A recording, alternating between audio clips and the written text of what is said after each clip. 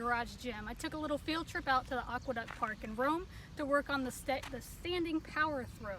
So I'm going to go over a few technique tips and then how to train to improve the standing power throw for the event in the ACFT.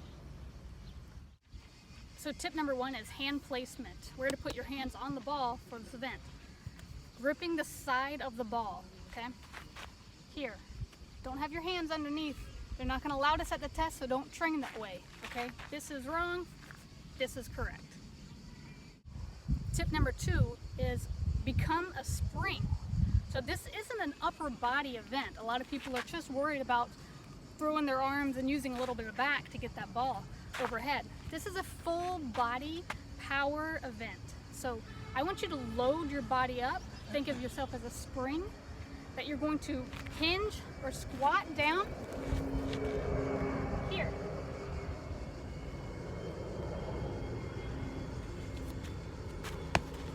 To generate full body. So once you're loading that spring up, so it's about to explode. So think of loading your body up and then exploding, fully extending up to send that ball as far as you can.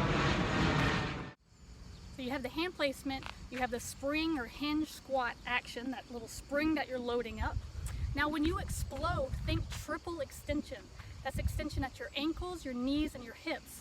So full body extension to send power through that ball so it flies the farthest. So if you cut yourself short and you throw here, my knees are still bent, my hips are still bent. I want full extension, okay, all at one time.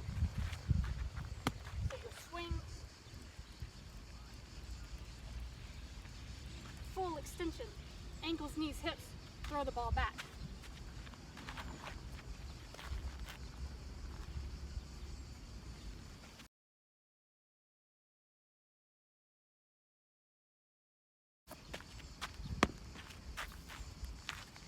Now you can jump with this, but you can't touch or cross the line with your feet. So whether you are staying on the ground or jumping for full power, make sure it's all three ankles, knees, hips fully extended at the top. Don't cut yourself short by throwing the ball here when you haven't fully extended your body. Now in my opinion, this is the most skilled event. So not many people are used to doing this full hinge to a full extension with power.